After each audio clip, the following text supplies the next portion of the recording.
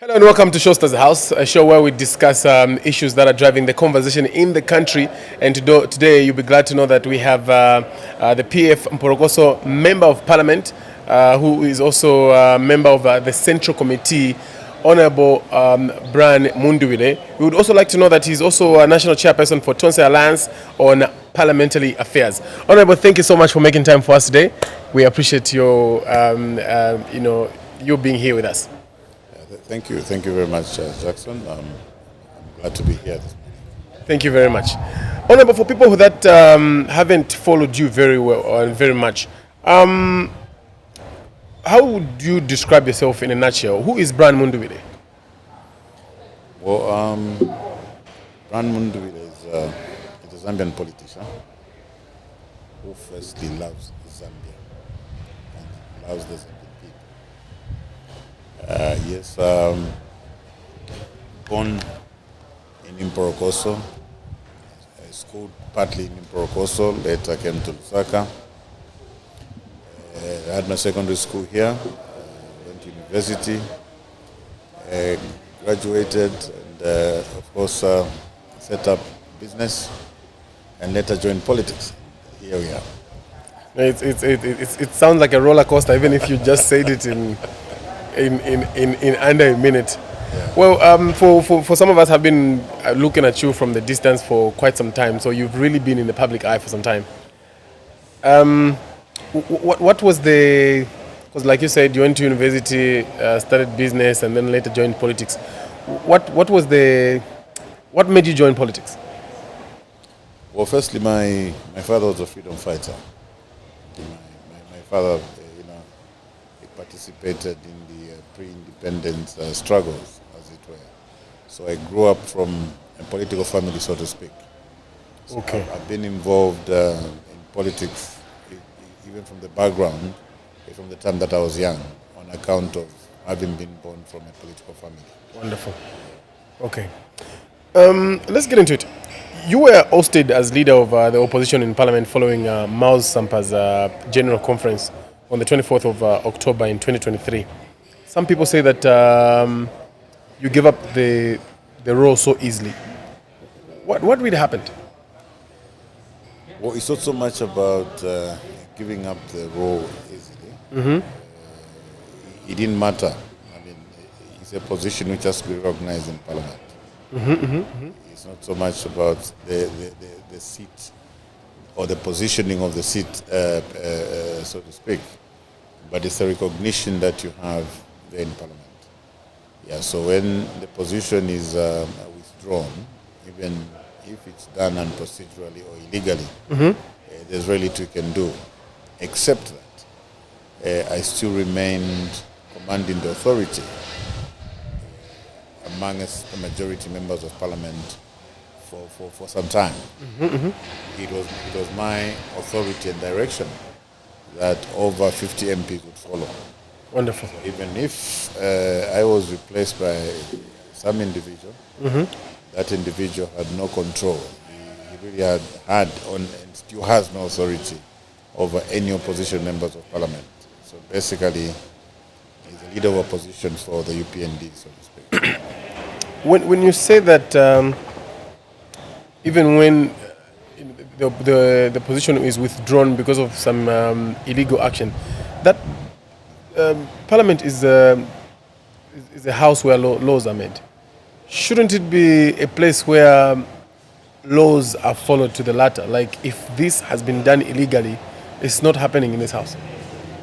Yes, you see, the position of leader of opposition is a very, very important position.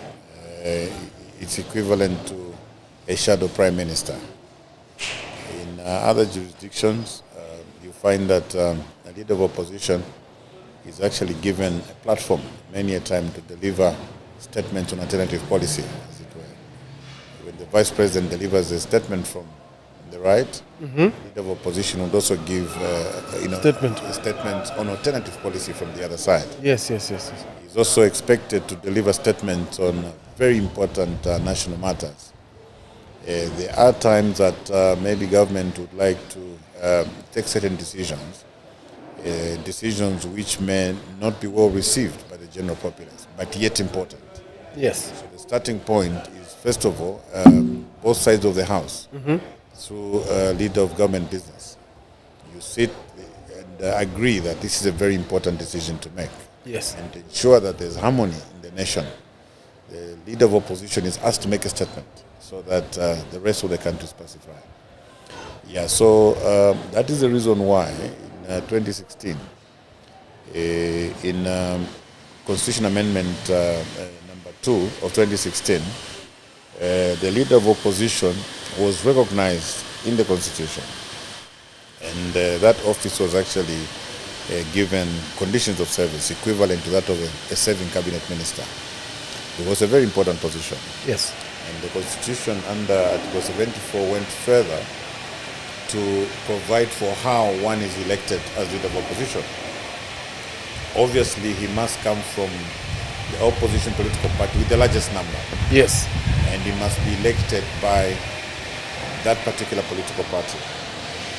Yeah, so in my case, I'm glad to say that that's exactly how I was elected. A full central committee sat, my name was proposed, and there was no objection. Yeah, so what followed, of course, was before the general public, because it was on TV. Yes. And like you said, it's expected that a parliament being a place where laws are made, parliamentarians, presiding officers should display high levels of fidelity to the law. Yes. Of course, that's not the case, as you saw in this particular case. So what has happened is that there's been challenges as regards management of parliament. Because the people who are given positions, the person who's given a position as a leader of opposition has absolutely no control or command over parliament.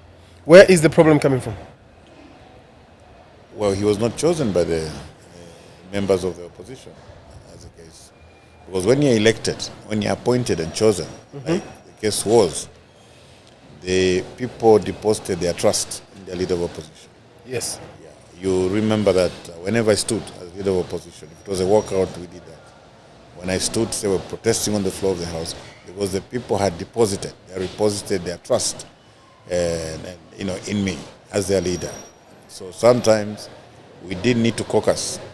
If something was urgent, I would immediately make a decision, and they followed because it was I was exercising that authority for and on their behalf. So right now, with who's the current leader of the opposition right now? Well, as far as I'm concerned, because I would not want to be part of some illegality, our current leader of opposition is Mao Samba. Mao Samba is the current leader of opposition. We chose Mao Samba. Is Parliament recognizing Mao Samba as a... not yet, but we'll ensure that they do. Okay. We'll ensure that they do. Is that something doable?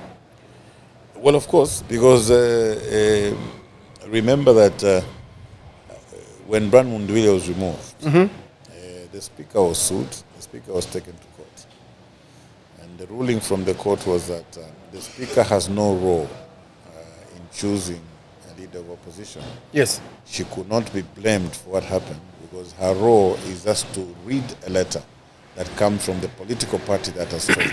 That was the ruling from the court? Yeah, which somehow saved the speaker. So there's been a letter from the PF to the speaker. Saying that Mao Samba is the current... Yes. So you see there's the double standards in the application of the law. In the other case... Isn't anyone of you reminding the speaker of the previous ruling that came from the court? Of course, even through this platform, I'm reminding her. See, the people are watching. They should be no double standards insofar as the rules and the laws are applied. Yes. In the case of Mundubile, the letter was received at 12:30, and at 14:45, she announced. Really? In the case of Mao Samba, I think this is the 5th month. 5th month? Yes, we are not getting an announcement. Does the speaker have some interest on whoever is holding the floor right now as a leader of the opposition? Your guess should be as good as mine. 2 hours versus 5 months. That's a bit too much, isn't it? Honorable, PF is still embroiled in internal wrangles with two factions. Is there still hope to redeem the party with only 11 months remaining before the next general election? You see, as opposed to the impression that is given, I think when you say two factions, you are really giving credence to the other side. There's no membership there. Maybe there are 5 people. You can't have. You've seen how big the membership of the PF is. Yes. And then you have 5 dissidents. And you want to classify them into a faction. I think that's not fair. There's only one PF. There's only one PF. There's a branch that is promoted by the UPND. It's a UPND branch. It's just a group of dissident members of the PF.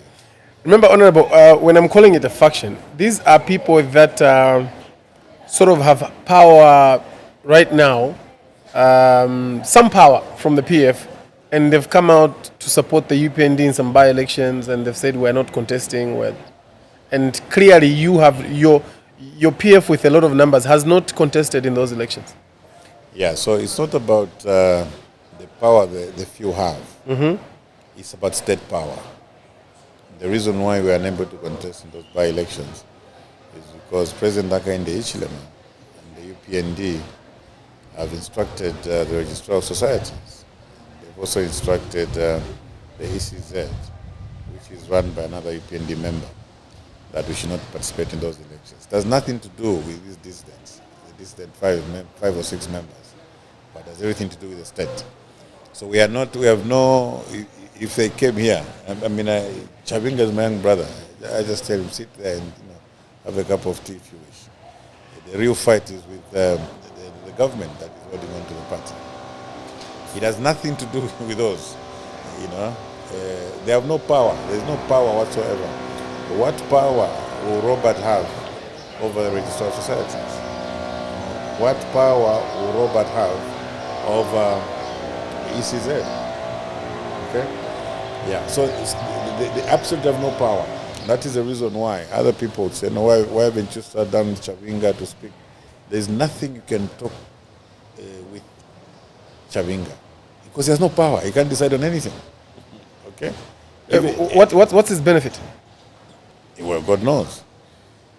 He will come here. I talk to Chavinga. He's a fellow parliamentarian, he's my young brother.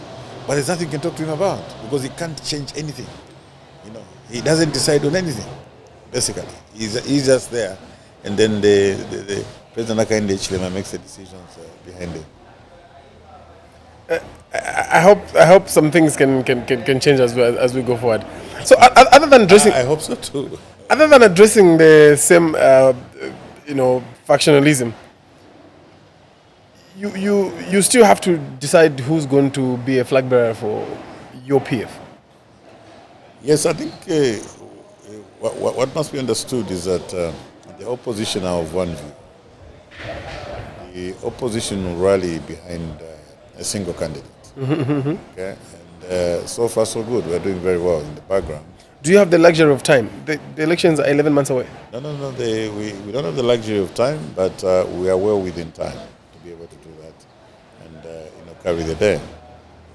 When you say you're well within time, what are some of the things that you're hoping to do to pick a flag bearer and flaunt the person around the country? And how much time do you think you will need to be able to do that successfully? Well, of course, some of the considerations that to be taken into account will be that whoever will be the flag bearer is somebody that is already known. Yes. Yeah. If Jackson Piri is a well-known figure, that we can send him to Petauke today and the people of Petauke know him, and take him to Livingston, people know him. He's in Mongo, people know him. It's one of the considerations because we won't have a lot of time to introduce a new person. A new person, yeah. So it should be a person that is already quite known in most of these areas. Before I ask my next question, now that you've said that the person must be well known, I don't know how legit this information is. I think I saw information that the late former president advised that someone who should be the flag bearer should be someone who is not in politics. What's your response to that? Well, I cannot comment. First of all, I don't know how credible that information is. When somebody dies, even at family level, there are a lot of stories that come out. Or he said this, people come here and whisper to me a week before, and so you have to be very careful with what comes out when somebody has passed on. If the if the PF, your side of PF holds the general conference today, are you still interested in the presidency? Of course I am. I'll be one of the contestants. Okay. What are you promising to bring to the table once elected? Well, my message is simple. Like I said in my opening remarks, one of the reasons why I would want to be president of this country is because I love Zambia. I love this country, and I love the people in this country. And because I love Zambia, I would not allow a situation like we are seeing now, where you have up to $3.5 billion leaving the country in illicit financial flows. These are your FIC reports. From the same reports, you'll have $2.8 billion leaving this country through illicit financial flows. From the same report, you have 60 billion kwacha leaving this country in illicit financial flows. You have 13.5 and 5.8. Yeah, so first of all, because of the love that I have for the people, I'll ensure that the Zambians get maximum benefit even from their mineral resource. They get maximum benefit from what God gave them. Yeah, so what I'll bring to the table is love. I'll bring love so that Zambia as a country can heal. The one Zambia, one nation must be lived in reality, to be a lived reality. What we have the one Zambia, one nation, which is just by way of rhetoric. And it's not a lived reality. Yeah, so love is what must come first. When you say the one Zambia, one nation right now is just rhetoric, what are some of the pointers that you can bring out? You see, there's never been a time in our history where citizens have become so conscious about their ethnicity like now. Never. Even you, Jackson, unless you want to pretend. People now have to ask you, so where are you from? That's not Zambia. That's not the Zambia that I know. So we have to reset the country to get back to the real one Zambia, one nation. There are two numbers on the screen. We'll be able to give you a chance to call and talk to Honorable Mundubile. You could have a question or a contribution.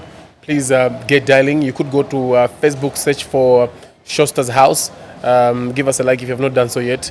Leave your comment in the comment section, and of course we'll be able to read out your comments. So like I said, there are two numbers on the screen. Get dialing. We'll be able to connect you so that you can have a word with Honorable Mundubile. Honorable, as we proceed, at the general conference that we talked about, if you are not picked, are you willing to support anybody else who may be picked, if not you? I have talked to each one of my colleagues that are aspiring, that if any one of them emerges victorious, I'll be the first one to get the microphone and congratulate them. Have you also told them if... Naturally, by the same token, I said, look, there has to be, let the best man win. Okay? Whoever we emerge victorious, we all must be comfortable to rally around that person, because it means he's strong enough to carry the party forward. What are some of the things that you think make you a stronger candidate? Well, like I said, besides my experience in politics and governance, it's the love for the country that I'm not only talking about showing in the future. It's something that I've been able to demonstrate in whatever capacity that I have served. Yeah, so my levels of patriotism and the love for the country and the people I think is what would set me apart in most cases. Wonderful. I came across some questions linked to you, and I would like clarity on them. One of them says, is it true that you got road contracts with 400 million kwacha since our former president ECL took over power and only implemented works less than 200 million kwacha, despite having been paid the entire 400 million kwacha? How credible is this, and what is the real story behind this? Of course, like I told you, I've been in business for some time.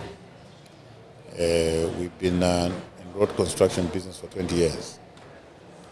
And I think that before I went into government in 2016, I was actively involved in running the company with my partners.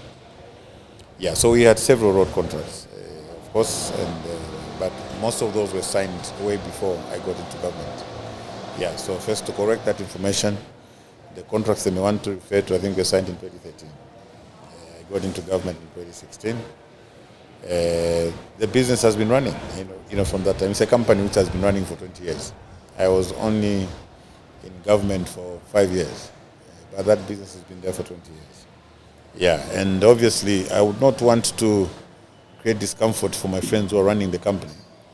You see, contracts provide for how disputes are handled. If there was a dispute on that particular contract, the contract itself provided for how it's handled.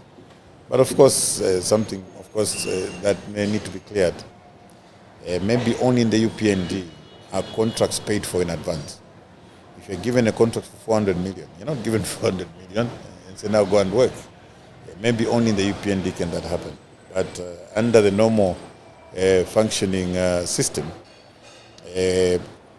payments are made on measured works. You're only paid for what you've done. Even if we gave you Jackson a contract for 1 billion and you've done work for 20 million, that's what we give you. Well, that's what you've done. We don't give you 1 billion and they say go and work. Like I said, maybe the current moved on. So how does this particular contract work? Without giving all the necessary details, but I want to know how this particular one worked, because this is a narrative out there. And can I just mention, the narrative with this information is that your company was being used to get money from government into the party. No, that's far from the truth. I mean, of course, for those that don't know me, they can believe. I've been around Jackson. I'm not new in Lusaka. I've grown up here. We've been running these businesses for a very long time, running them professionally. It was not your contempt arrangement. These were professionally run by engineers, run by accountants. Everybody was in their place. These were professional companies running. So it was not one of that could be used as just contempt to give a contract and somebody goes to get money. No. These were. How did this particular contract run? The one for 400 million kwacha? It ran like all other contracts that we had. Okay, like I said, it was not the only contract. This is a running company. You're not going to isolate one contract from the other. Yeah, every contract had a project manager. Every contract had its own set of engineers, set of workers, set out. Yeah. Are you? Can you stand here and say that you delivered works with 400 million kwacha on this particular contract? That road was not completed. It was stopped by government. That's what you have to understand. It was not completed because the company could not complete it. The government stopped it. There was not enough funding because they were downgrading most of the projects. But for the work that was, the payments were restricted and limited to the work that was done. That's what I can say. There was nothing exaggerated. If there was, by now you would have known. So this is the PF government that had made you not to complete this. Yes, you remember that I think during the COVID period, a number of projects had to be discontinued, especially those that were below 80%. Yeah. So that project was not an exception. It was also one of those that were. So what I'm getting from this is that this project did not was not completed because government did not pay in full. No. You are not paid in advance. Okay, government said we are no longer going to continue funding this project because the government policies are below 80%. Projects that are below 80% will not be continued. So this statement that says, despite you having been paid the entire 400 million is a lie? The answer I gave is that, first of all, it's a lie, of course. You are not paid for what you have not done. Okay, Jackson. You are only paid for measured works. Yes. You get my point? If somebody paid you for what you've not done, what you'd have gotten from there is that, oh, there was a PS who paid so-and-so 400 million, they've now been arrested. Or there's an engineer who signed on the papers, they've now been arrested. Now, what's there at the police? They've pointed to politician so-and-so to have been a participant. That's what it's supposed to be. It can't come by a mere statement like that. Is it true? I hope you're clear. I'm clear. I want to make sure that I'm clear, and I want to move on to something similar. The point I want to make is that so that it also helps you. Contractors are paid on measured works. Yes. Okay? Contractors get what is called an advance payment. Yes. At the beginning of the project. Is it 25%? It varies between 15 and 20. But against that advance payment, you provide a bank guarantee or an insurance bond. If what you've gotten is 5 million as your advance, it means you've deposited a bond or a guarantee equivalent to 5 million. If for some reason you don't do your work and you run away, government is not exposed. Government simply goes to the bank to cash the bond and get the 5 million. So there is no time that government is exposed on government contracts. Get it from me. In cases where that is done, of course that would be criminal, but means that the collusion would have happened between the government employee and the contractors. But the regular audits that government carries out would expose any such malpractices. Because of time, there's a number of questions that I would like us to handle. Is it true that also this was part of the where I got this question from? Is it true that you got paid 100%? I know you probably what you're going to say because you've already answered. You paid 100% payment in Cinder, but execution was less than 40% under a company known as Build Trust. Contractors are paid on measured. So if the 100% was paid, it was 100% on measured works. So when someone is coming out in public and putting out these statements, you just watch them? There's nothing you can do? It's the first time I'm responding to that. You have not seen it anywhere? I've seen it. You know. So, but you just let the person bring out the information like that? No, you see, there are certain things you don't respond to. I didn't want to appear to package. It first came out in 2022, and 3 years later, it has come out. The information I've given you now, when you read the story about somebody, another politician, another contractor, I've now equipped you with information. So as far as I was concerned, there are many people who just look at that and throw the paper away because they know that that's not how the sector works. Yeah, because the government doesn't give you all the money, No. like, go and make a road. In many cases, the government owes contractors. It's never the other way around. So I was expecting that even for you, Jackson, and many others, that story, obviously, you just look at it and say, but... It's a good thing to just look at it and move, but also there's a narrative being created out there. And I would like you to correct the narrative and we'll move on. Yeah. But you see, also, there's a lot of things that we have to do for the country. You get my point? So sometimes we also don't want to waste a lot of time appearing to be defending. If there's an offense, I mean, yeah, someone can go to police. Yeah. Okay. There are 2 lines on the screen that you can call us on. If you have any contributions or any questions, and talk to Honorable Mundubile. If you have any contributions or questions, and also if you can, please go to our Facebook page, search for Showstars House, leave us a comment there, and of course we'll be able to give you. 2 days ago, you made a statement that says PF remains the biggest political party. I wanted to find out, by what concrete metrics are you measuring the word biggest? Well, first of all, in Bemba we say, Ukuluwanko komasako. That's how you know, Tinkoko ikalambe kuchile masako. Yes. Political parties, that's a membership. any political party, can show its size when they're having a rally, they distribute T-shirts and so on. But the real time to see this, how big political parties are, is during national events. Because when you have Independence Day, it's Independence Day in Porokoso, in Kasama, in Sama, and everywhere. So that's a time that you really begin to see the full membership of political parties.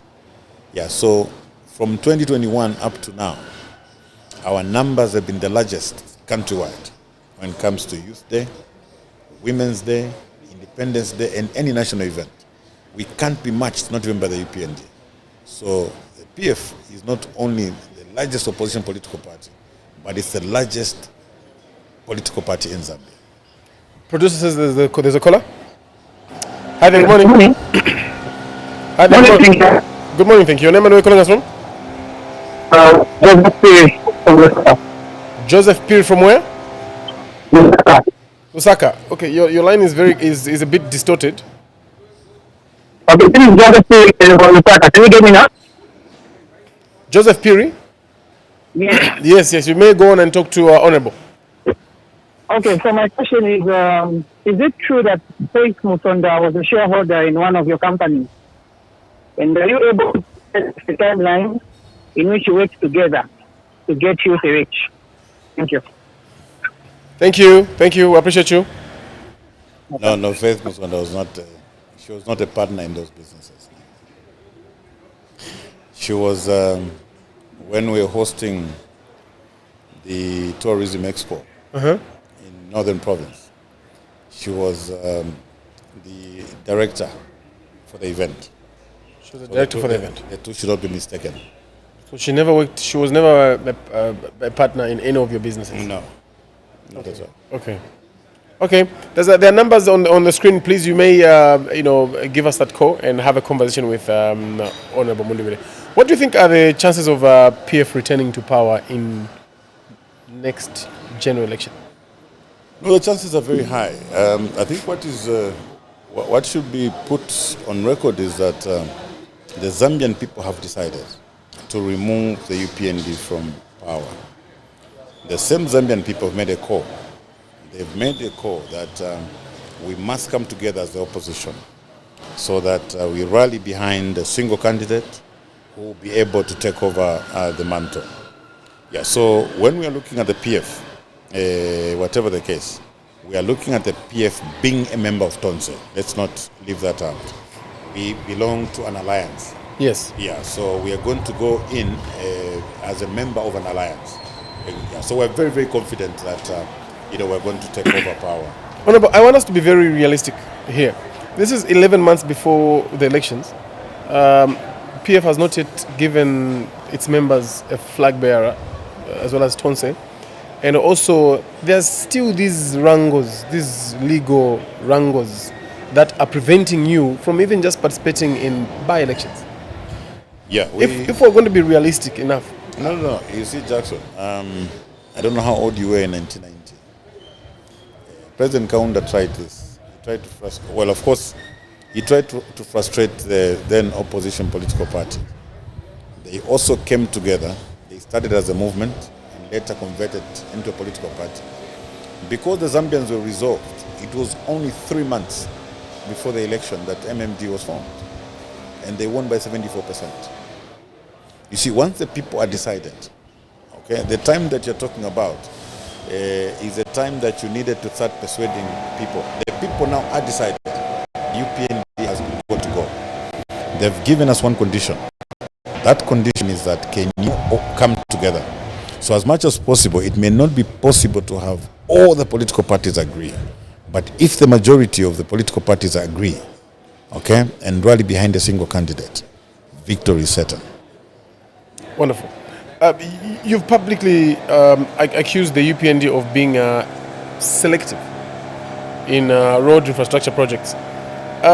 What I wanted to find out is, are you able to name 5 specific projects that were intentionally skipped if there's some in Porokoso or even just in Northern Province, and show proof of political bias? We'll start with the Porokoso Kawamba Road. The next will be Nseluka Kayambi. The next one will be Nsombo Chava Chilubi. The other one will be Mbala Kasababe. And then the other one is from Vincent Bulaya into Senga Hill. All these road projects in the northern part of the country had contractors on them. Contractors had been assigned to these particular projects. When the UPND came in, they cancelled these particular projects. At the time they were cancelling these projects, they also cancelled projects like the Monzeniko Road, the Solwezi Munyilunga Road, the Livingstone Sesheke Road, among others, including the Katunda Lukulu Road. Today, all these that I've mentioned have got contractors on them. Yeah, so if you wanted to find proof, there is a proof. Off the cuff, I'm not reading anywhere. Yeah, that's how ready the information, readily available the information is. And you see, we must discourage that. We must discourage that. Comrade Milupi, he was in opposition for a very long time. And we'd have expected that as he got into government, he's got enough experience to ensure that resources are distributed evenly. You know, I'll give you an example. At the time of cancellation, the Monzeniko Road had been contracted at a cost of 370 million. The UPND campaigned that they were going to reduce the unit cost of doing these roads. Yes.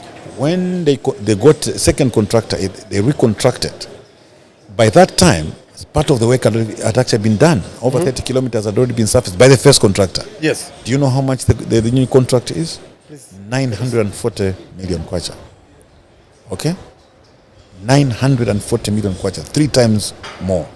And the government was saying they were going to reduce the cost of doing these roads. So, in that 900 million kwacha. In fact, I remember that one of the campaign promises, or one of messages rather, was that the reduction in terms of cost of... exactly. So the Mporogoso Kawambo Road would have been done. In that 900, Monzeniko would have been completed. Mporogoso would have been done. Sombo Chava Chilu would have been done. 3 roads would have been done out of that.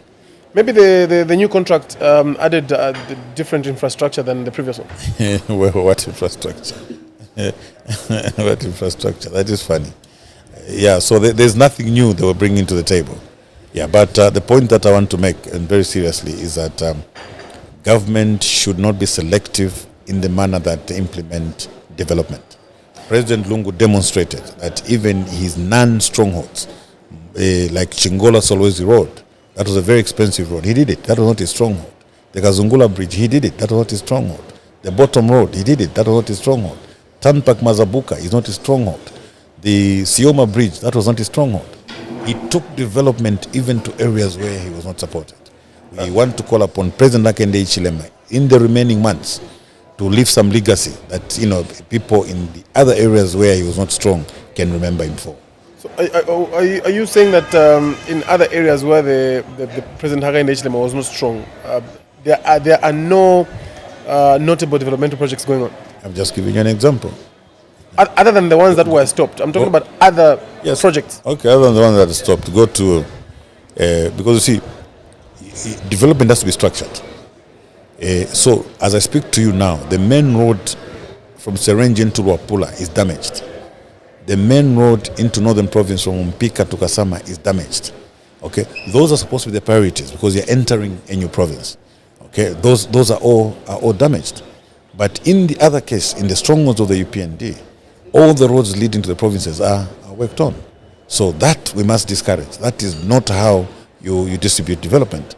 I mean, the strongholds for the UPND are a construction site. Now, in the case of the PF, the whole country was a construction site. Okay, whether it was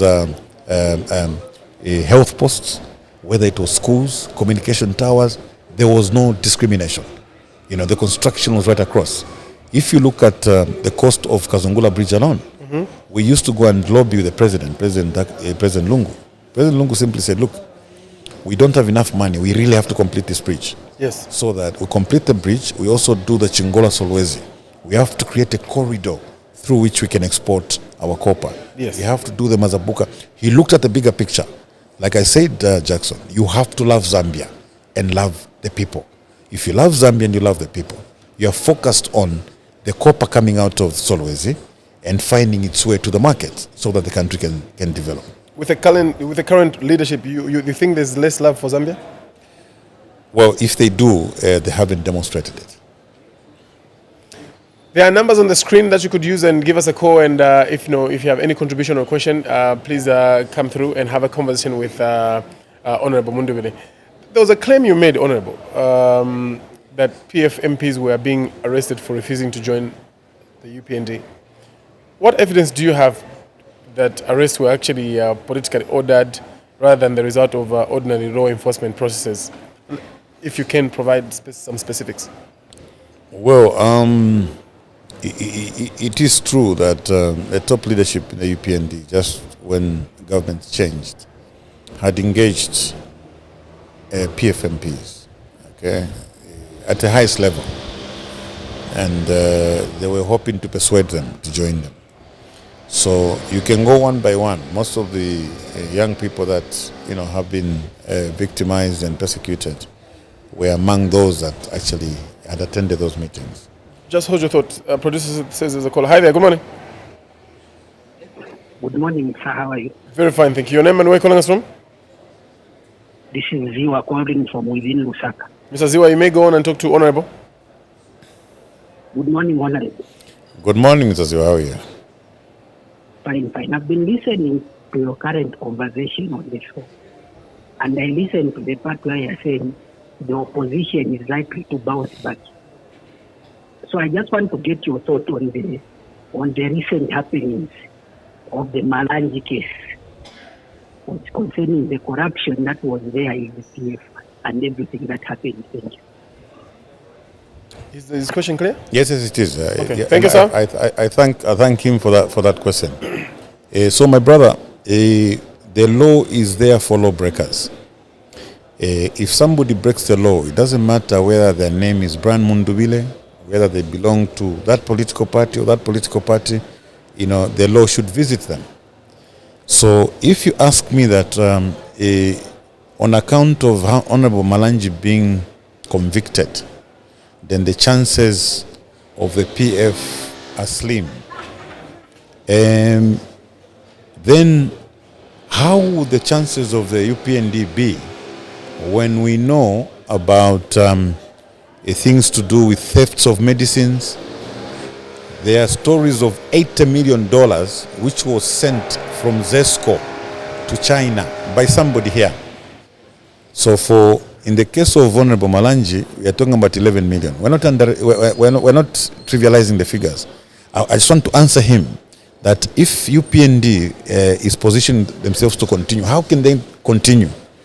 If Honorable Malanji with the $11 million accusations and allegations, though that was not even the issue that he was sent to prison for.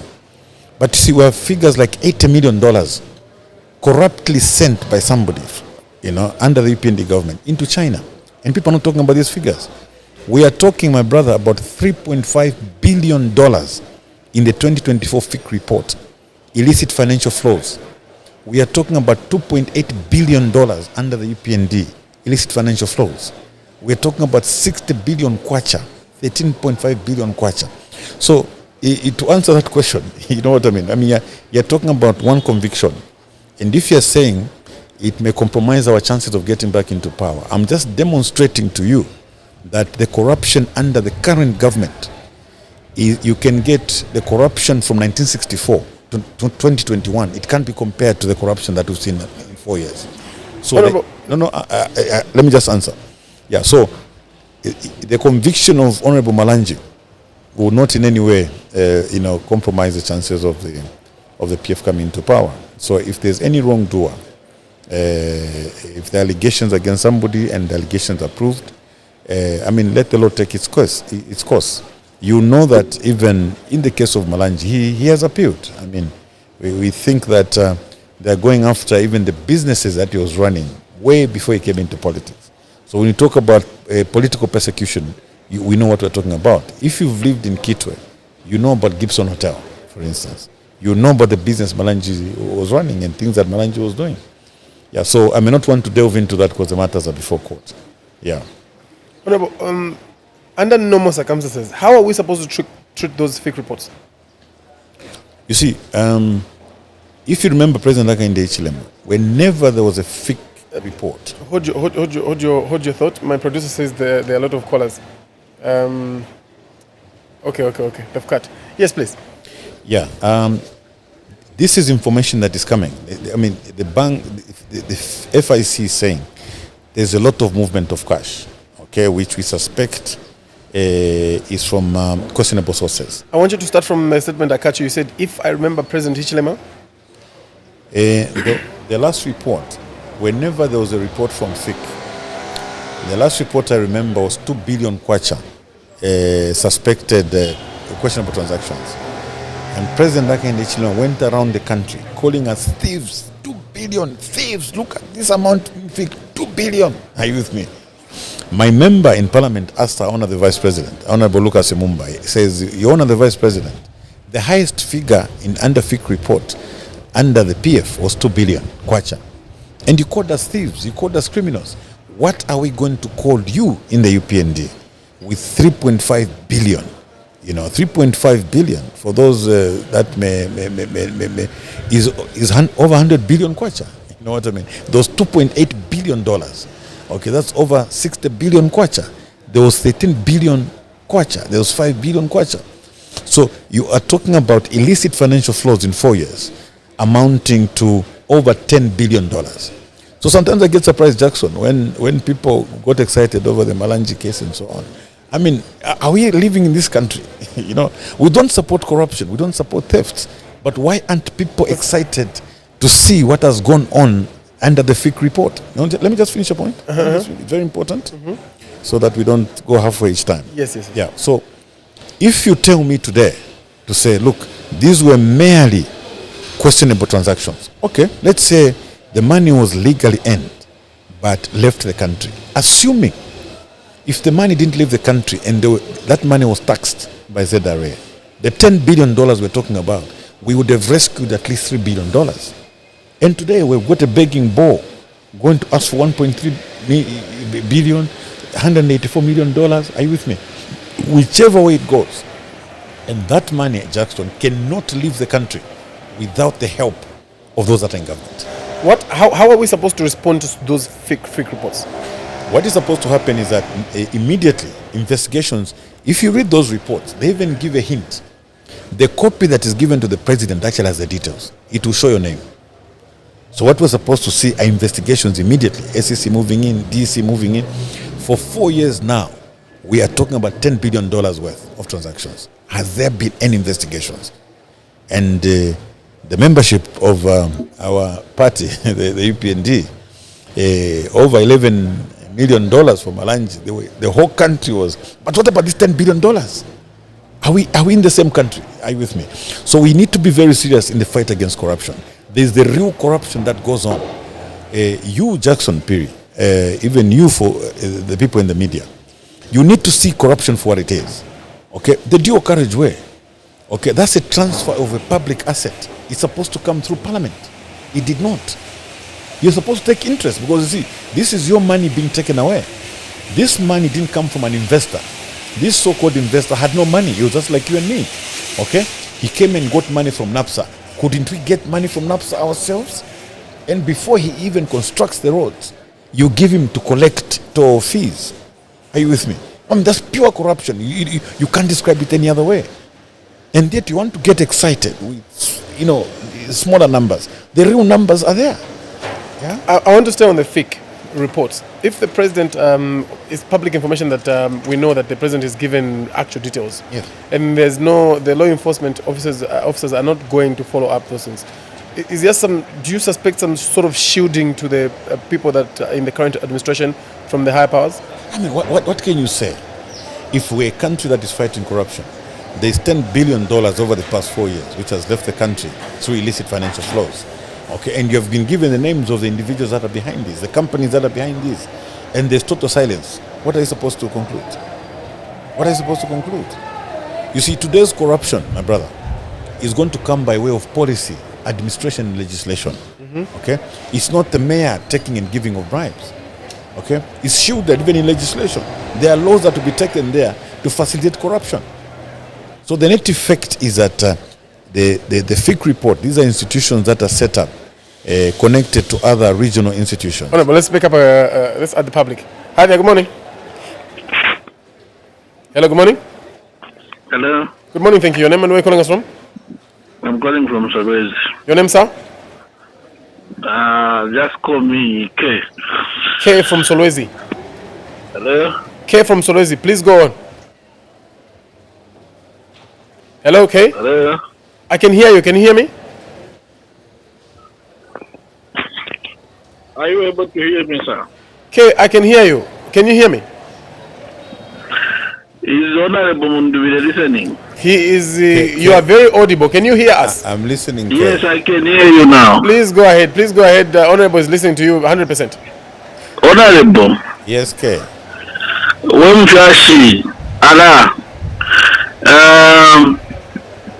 Ili ashiria PF lifunyeni po pambali panona. Diye tuposele nshita sana. Mushe government ile mkanyo kupanga party so ati mwa president wa Mundubile so ati tukami vote next year na mshani. Apo mtontonga nyepo sana. Then mwikose lokulalanda sana pasho wale chitaba ba UPND. Isharona chishofu wale chita. Mukaweka tashadi ngachakwe bati imowa Mundubile tabade misala mupati yo mkoselele PF kwa timu wa president. So na mwabe na wami wesha panuma. Abantu n'abakwata hope. Tutira twate subiro kwa timu wa bakateka. Nombe chipani mkoselelemo tabalefo kumipera chance ya kwa timu wa bakateka. So ni nani ukesa ikata abantu mu 2026 ngachakwe bata mwaipekanya.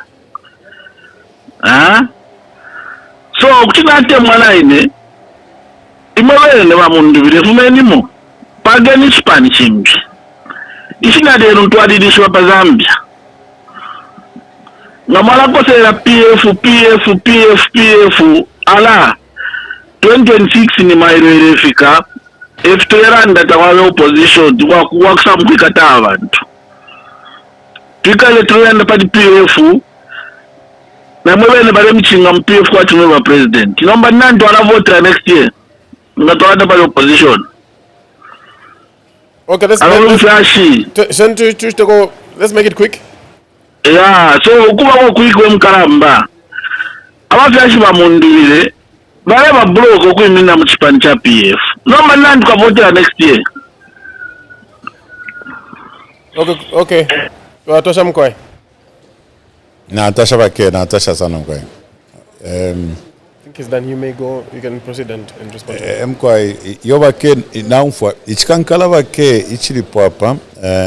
Mwebe ni mwebantu. Mweba kusolwezi, kumwinilunga, kukasempa, kukaoma, Livingston. Ni mwetule mfwako. Amashi wimulela ndaya kutila. Ikata neni pamo. Mupange chako sa.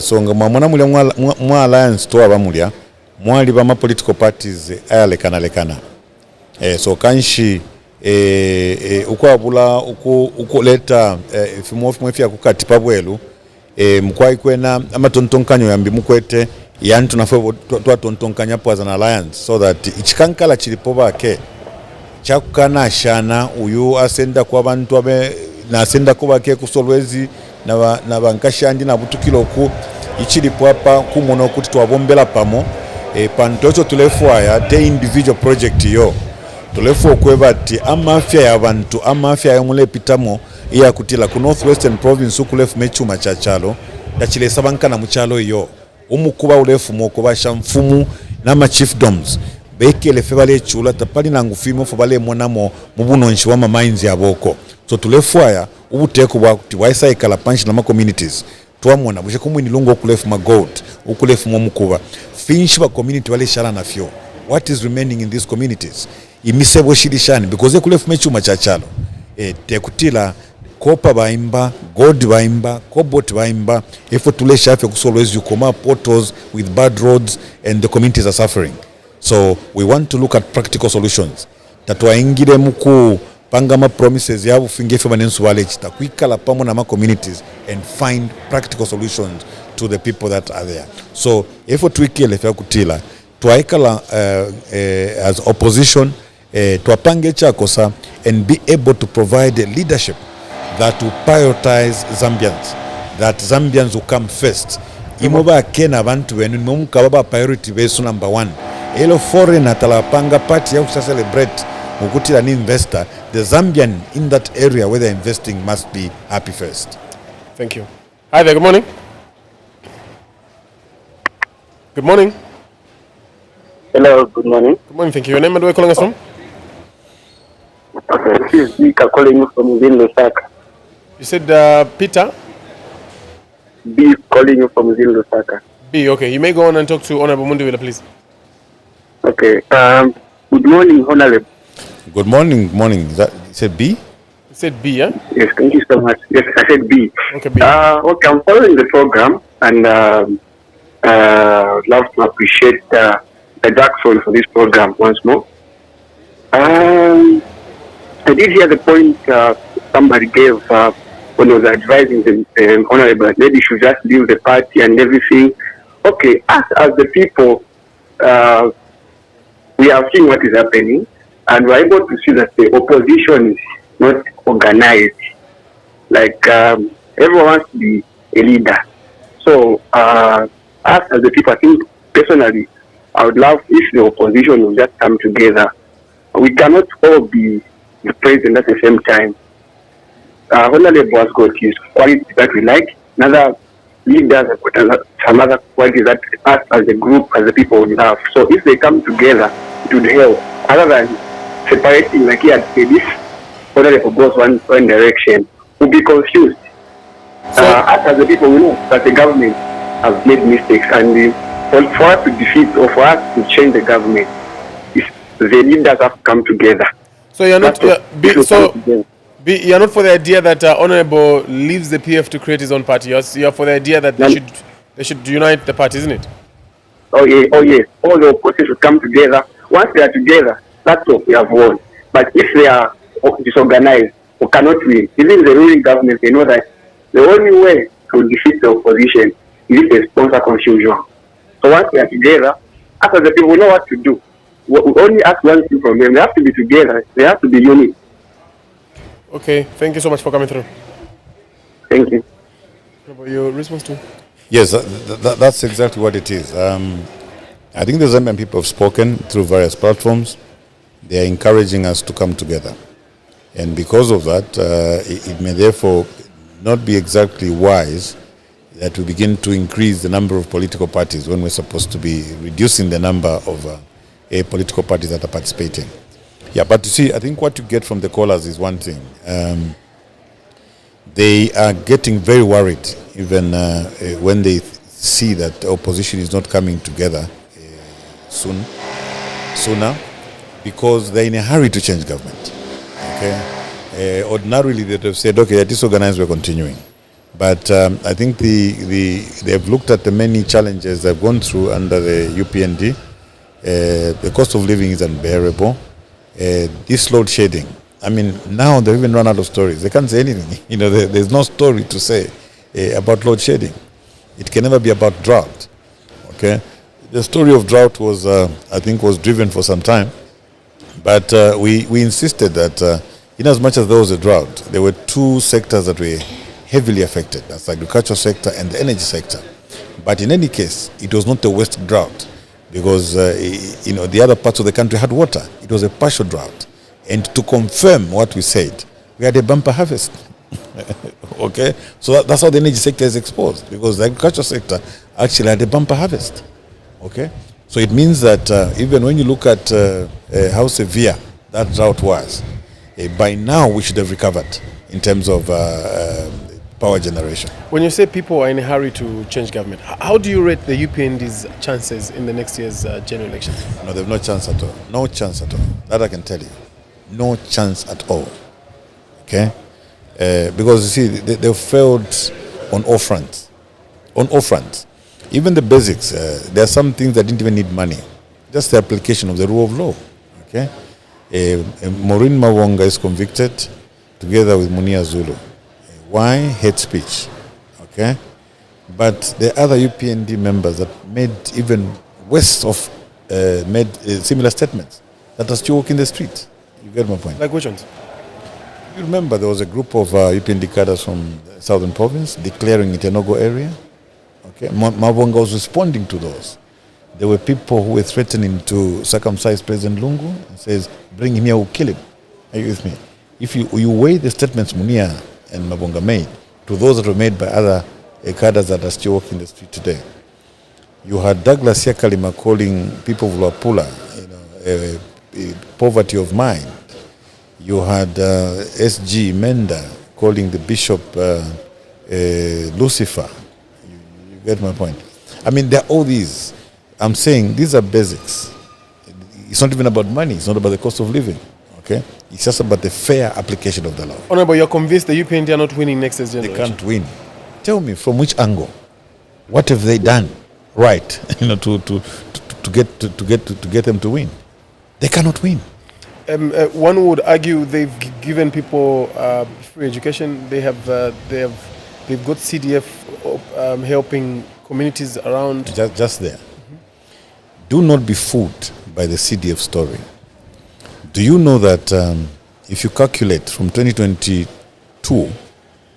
to the latest budget, 4 years, they approved budgets up to 890 billion. 890 billion. The PF in the 4 years up to 2021, 4 years amounted to 440 billion. So the budgets for the UPND are 2 times that of the PF at the time.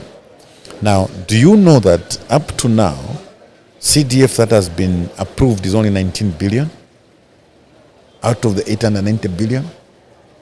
Because people use CDF in a vacuum.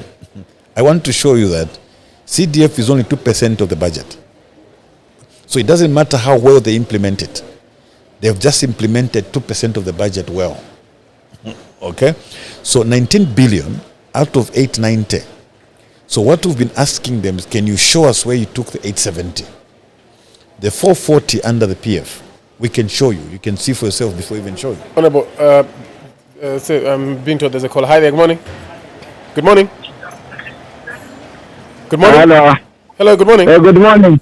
Good morning, sir. Good morning, thank you. Your name and where you calling us from? This is from Chifubu. Come again? What's your name? Nelson from Chifubu, Ndora, Copper Belt. Okay, you may go on and talk to Honorable Mundubile, please. Yeah, I want to talk to Honorable Mundubile. Honorable Mundubile. I'm quiet. Honorable, Honorable Aripampamo sana. Aripampamo kunokundora kwena ishinadiyenu lyaza support ground. Abantu bayikwata opumuli mwanda tawo Honorable Mundubile enga waba president Zambia enga turubula because ipo tulapitamo na ikava life. So number one even advice.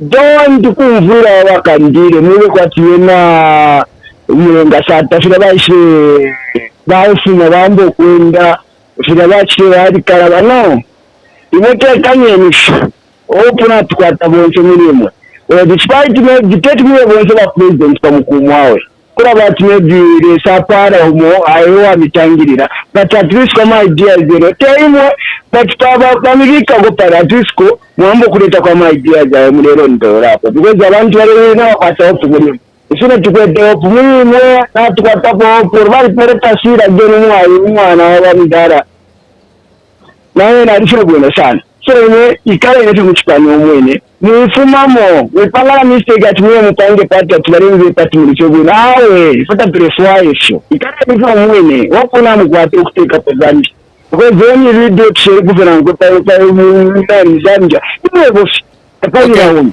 Okay, tuatasha mkwai. Thank you very much for your Honorable, what you have said is very clear. I would like us to move on. Are you able to point out 3 constituency wins you have personally delivered in the last 24 months with dates, budgets, and contractors? Which one? I don't get it. So I'll say this: some of the members of your constituency have said that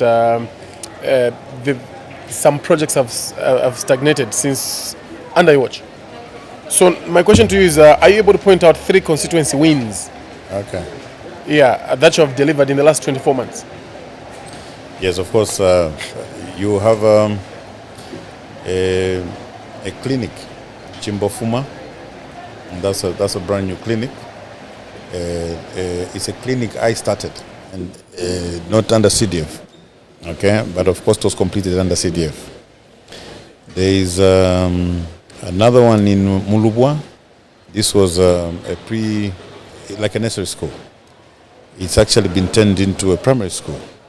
It's also one that I started as a member of parliament and completed through CDF. Okay, these are some of the projects. Instead of going CDF proper, I want to show you that these are the ones that I personally, started. There is one at Wondo. That one is ongoing. There's also a clinic at Mulama. It's yet to be completed. There's a 1x3 classroom block that I started at Kamwafi, but it's been completed through CDF. When you say that I started, it sounds to me like personal money. Yes, these are some of the things that I was doing. Personal funds? Personal funds. Okay. Okay. Just to fortify, instead of us going CDF proper, I needed to demonstrate to them that there are some projects that have actually been done by the MP himself. And the people in your constituency know that this gentleman is using personal funds to give us these services? Of course. So there was teachers' houses in Chewe. This is a block of 1x2, like 2 houses in one. Yeah, we had started and went up to some level, then also completed by CDF. Yeah, so in terms of projects there, for me, for CDF projects, I assist the committee, you understand, because I understand how small that component is. I was once a minister of that province. We were moving big projects in that province. We were doing oil explorations. We were doing tourism expos, you know what I'm talking about. So even I've got my good assistants, professional assistants in my office in Mpokoso, together with the council workers and so on. I'm mainly assisting them on how to go about this, but I won't terminate this energy, into 36 million at constituency level. I hear you. Producer, there's a caller. Hi there, good morning. Hello, good morning. Hello. Good morning, you're live. Would like to know your name and where you're calling us from? Yes, my name is Mvula from Sorwezi. Mr. Mvula from Sorwezi, please go ahead and talk to Honorable. Yes, Honorable Mulishani. Mvula, Mulishani Mvula. Ya mkwai. Aho Honorable tule mitamba nefintu mulelanda file umfuika. Nomba echo ningakongomesha hapo Honorable. Twalimitemwa pamona PF yenu. Manje tulelanda kuti ikataneni. Presidente tukwete njungulu shiri yonse. Ikatarenga kuno kwene kusorwezi kuno. Twali bafi abantu babasarangana. So ngani mwebo bantu bakesa sala pali yanshita ala mwira onfuya fya kumfa kubantu iyo. Ikataneni obakasali abanenu imwe ikafuma mweyo ngefi abanensu bafuma mukulanda imwe ikafumamo wanje na imwe mango ikapya olongani mwe wapene panjala pira mango ala ni apo pena ifuna tukwata fyopo muri imwe bene ntungulushi mwe bali kuntaji ala chalo nacho na okamdala ala natotera baona lembo. Watasha Mkwai, thank you for coming through. Thanks very much. Yeah, so I hope it's clear. At Kambobe, I did and completed a 1x3 classroom block, just in the time that you've asked. Like I said, at Kamwafi, we started 1x3. It was completed by CDF, but we started it. At Kanyimbwe, it was 2 teachers' houses. We started them. They were completed by CDF. At Mulama, I started a clinic.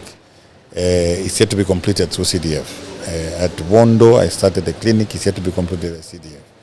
And at Kantimba, started and completed a nursery school, but later improved and turned into a primary school. And at Chikwanda, started a clinic which was completed by CDF. So the ones I've mentioned are the ones where I moved first. You moved first, and then the later completed under CDF.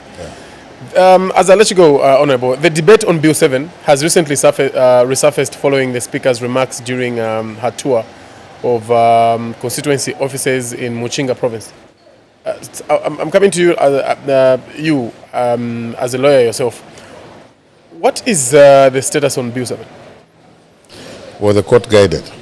The court guided that the process that was used to come up with Bill 7 was unconstitutional, meaning the product also remained unconstitutional, and it was declared now and void.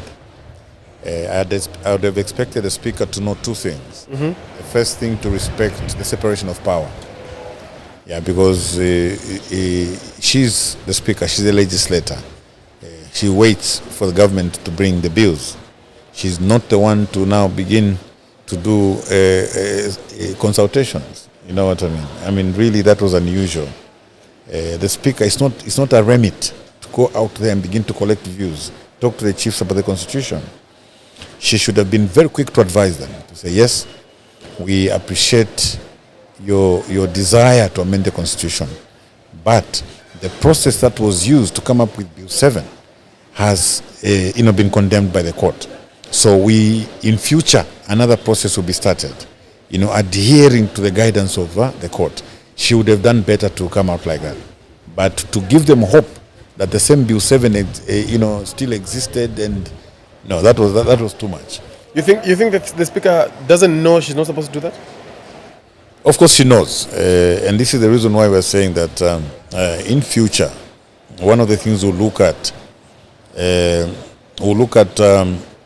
coming up with rules, stringent rules as to who can become Speaker. Because you need people with who are going to understand their roles. People are going to respect the people of Zambia that put them there. Because that's the legislative arm of government. Again, I ask, you think the Speaker does not understand her roles in Parliament? Well, I can't answer for her. If she does, then that's even a bigger problem. She would be forgiven if she doesn't. But if she does and still proceeds to do what she does, it's even a bigger problem. Because then the question would be, why is she doing it? Okay? What will the PF, you and the other PF members of Parliament do when the bill is brought back on the floor of the House? Well, of course, we'll focus around it. First of all, we've made our position very clear that it will be an act of lawlessness on the part of the President, the executive as such, and the Speaker, to ignore the guidance that was given by the court. And many stakeholders spoke to these particular issues. Would wonder, we are not surprised that the President is desperate to try and force the bill through. Like I said to you, they can't win this election. They can't win next election. They've got to do machinations. They've got to do unusual things, like ignoring court orders, forcing the bill through, and otherwise they just can't win. Honorable, it's impossible. My little understanding on election is, first of all, we need to have a flag bearer that is going to amass enough votes to beat the incumbent. Yeah, but you see, we might need to worry about that first before we say they're not going to win. This is a very unusual election. It cannot be likened to 1991. In 1991, the people decided first that Kaunda was going. Do you understand? They were just waiting to say, okay, now give us somebody reasonable. So in this particular case, it's very different from 2021. Yeah, 2021 there was a contest, President Lungu and President HH. 2016 was the same. The 2026 election is a very different election. It's an election where the Zambians have decided first to remove the UPND. The next election is like 1991. Yes. Where people decide first who to remove. Even if you give them a flag bearer 3 months before, they are good to go. They said, let's go with this one, we'll discipline him later. But this one must go. Yeah, you must understand it as such. So this desperation that you're seeing, a desperation to want to force the bills through, to gag people, and is because it's not that they don't know. President Hakainde Hichilema knows. He knows that his rating has fallen to very low levels. The approval levels by citizens generally, and justifiably so. Look, if PF at its weakest can give this amount of pressure to the UPND. Because PF has been at its weakest, okay, for 3 years, okay? You destabilize the party, you move them out from elections, but yet PF is still on the lips of each and every leader in the UPND. Do you believe the PF will be on the ballot come next year? Of course. Okay. Is there, as I let you go, is there anything you'd like to say to the Zambian people and everyone that follows you? Well, my message is simple. I want to deliver a message of love. I want to say that let's continue to live in harmony. The spirit that President Kaunda left with us of one Zambia, one nation. Let's ensure that we love our neighbors as we love ourselves. And let's look forward. Let's be positive in looking to the future. Because not very long from now, in not too distant a future, things will change. Things will change because you, the people of Zambia, have decided to change and bring in a new government, a government that will care for the poor, a government that will not mask reports that come out from mine pollution, a government that will not go to sell maize which is meant for you, a government that will not shoot at the youths that they promised to give licenses and later turned guns on them. So we want a government that will be responsible, a government that loves Zambia, a government that will prioritize Zambia, a government that will put Zambia first. So I just want to appeal to every Zambian to remain calm and show love to one another even as we go into the future. Honorable, I'd like to thank you so much for making time and of course sharing your views with the Zambian people. And some of them have actually come through to show you their support publicly. Thank you so much. I'm truly humbled by the support that I've received from the Zambian people. And we promise that we will work with other political parties. Like I said, it remains my pledge. If it's not me, we'll rally behind whoever the Zambian people support to ensure that they take us into the new frontier. I thank you. Thank you. We've been on the show with PF Mporokoso, Member of Parliament, as well as member of the Central Committee. He is Honorable Brian Mundubile. He also poses as the National Chairman for Tonse Alliance on Parliamentary Affairs. I hope you've picked up one or two. Until next time, this has been Showstars House.